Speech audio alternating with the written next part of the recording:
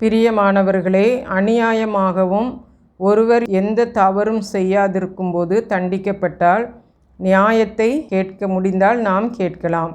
கிறிஸ்தவர்கள் என்று நம்மை தரக்குறைவாக பார்க்கும்போதும் பேசும்போதும் நான் ஆண்டவருடைய பிள்ளை என்று கூறுவதில் தவறில்லை என்று நாம் காண முடிகிறது. அப்போஸ்தலருடைய நடபடிகள் 22ஆம் அதிகாரம் வசனங்கள் 25 முதல் 30 வரை நாம் வாசிக்கலாம். அந்தபடி அவர்கள் அவனை வாரினால் அழுத்த கட்டும்போது பவுல் சமீபமாய் நின்ற 100க்கு அதிபதியை நோக்கி, ரோமனும் நியாயம் விசாரிக்கப்படாதவனுமாயிருக்கிற மனுஷனை அடிக்கிறது உங்களுக்கு நியாயமா என்றான். 100க்கு அதிபதி அதை கேட்டு சேனாபதியினிடத்திற்கு போய் அதை அறிவித்து, நீர் செய்ய போகிறதை குறித்து எச்சரிக்கையாயிரும், இந்த மனுஷன் ரோமன் என்றான். அப்பொழுது சேனாபதி பவுலினிடத்தில் வந்து, நீ ரோமனா, எனக்கு சொல் என்றான். அதற்கு அவன், நான் ரோமன் தான் என்றான். சேனாபதி பிரதியுத்தரமாக, நான் மிகுந்த திரவியத்தினாலே இந்த சிலாக்கியத்தை சம்பாதித்தேன் என்றான். அதற்கு பவுல், நானோ இந்த சிலாக்கியத்திற்கு உரியவனாக பிறந்தேன் என்றான். அவனை அடித்து விசாரிக்கும்படி எத்தனமாயிருந்தவர்கள் உடனே அவனை விட்டுவிட்டார்கள். சேனாபதி அவன் ரோமன் என்று அறிந்து அவனை கட்டுவித்ததற்காக பயந்தான்.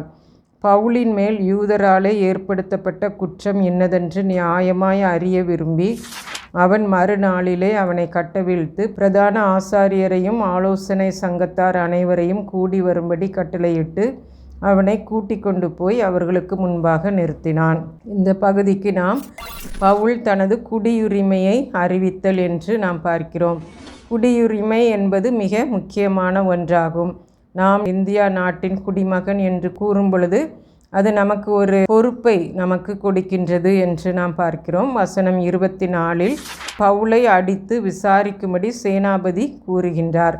சரியான நேரத்தில் பவுல் தனது குடியுரிமையை வெளிப்படுத்தினார் என்று நாம் பார்க்கிறோம்.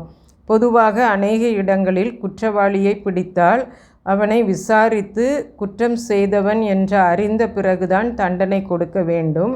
ஆனாலும் அநேக இடங்களில் அவன் குற்றம் செய்தானோ இல்லையோ பிடித்த உடனேயே அடித்து விடுகின்ற காட்சிகளையும் நாம் கண்டிருக்கிறோம்.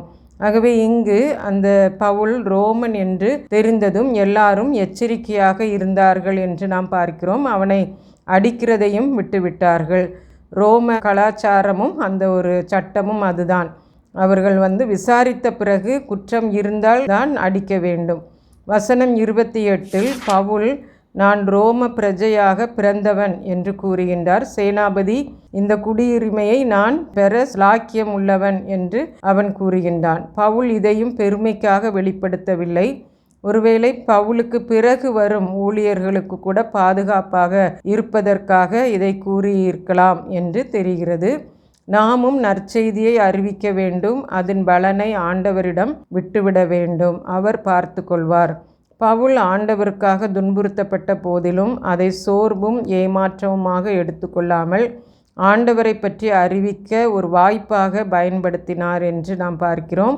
ஆண்டவரின் வழிநடத்துதலை ஏற்றுக்கொள்வோம் என்றால் எதிர்ப்புகளும் துன்புறுத்தல்களும் இருந்தாலும் நமது விசுவாசத்தையும் நற்செய்தியையும் அறிவிக்க கர்த்தர் அநேக வாய்ப்புகள் தருவதை நாம் உணர முடியும். வசனம் 30 பவுலின் குடியுரிமையை அறிந்த பிறகு அவனை விசாரிக்க அங்கு ஏற்பாடு செய்யப்பட்டது என்று நாம் காண முடிகிறது.